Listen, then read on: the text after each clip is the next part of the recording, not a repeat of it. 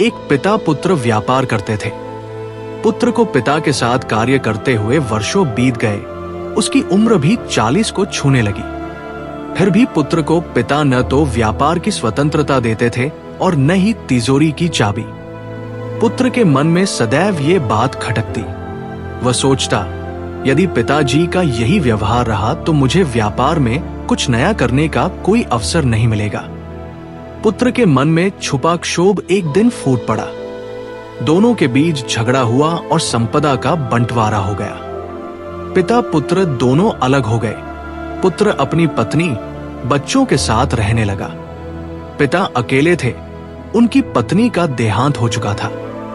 उन्होंने किसी दूसरे को सेवा के लिए नहीं रखा क्योंकि उन्हें किसी पर विश्वास नहीं था।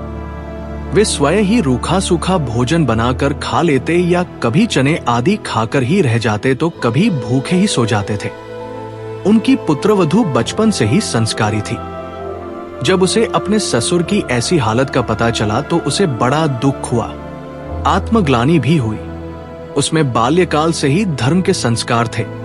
बड़ों के प्रति आदर व सेवा का भाव था। उसने अपने पति को मनाने का प्रयास किया परंतु वे न माने। पिता के प्रति पुत्र के मन में सद्भाव नहीं था। अब पुत्रवधू के मन में एक विचार आया और उसने उस पर अमल किया। वो पहले पति और पुत्र को भोजन कराकर दुकान और विद्यालय भेज देती। बाद में स्वयं ससुर के घर जाती और भोजन बनाकर उन्हें खिलाती और रात्रि के लिए भी भोजन बनाकर रख देती। कुछ दिनों तक ऐसा ही चलता रहा। जब उसके पति को पता चला तो उसने पत्नी को ऐसा करने से रोकते हुए कहा, ऐसा क्यों करती हो?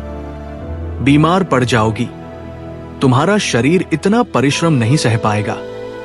पत्नी बोली, मेरे आदरणीय ससुर जी भूखे रहे तकलीफ पाए और हम लोग आराम से खाएं पिए, ये मैं नहीं देख सकती। मेरा धर्म है बड़ों की सेवा करना। इसके बिना मुझे संतोष नहीं होता। आखिर वो आपके पिता है, मैं उन्हें खिलाए बिना नहीं खा सकती। भोजन के समय उनकी याद आने पर मेरी आंखों में आंसू आ जाते हैं। उन्होंने ही तो आपको पाल पोस कर बड़ा किया है, तभी आप मुझे पति के रूप में मिले हैं। आपके मन में उनके प्रति आदर भाव नहीं है तो क्या हुआ? मेरे अंदर तो उनके प्रति आदर भाव है। पत्नी के सुंदर संस्कारों और सद्भाव ने पति की बुद्धि पलट दी। उन्होंने जाकर अपने पिता के चरण छुए, क्षमा मांगी और उन्हें अपने घर ले आए। पति पत्नी दोनों मिलकर पिता की सेवा करने लगे।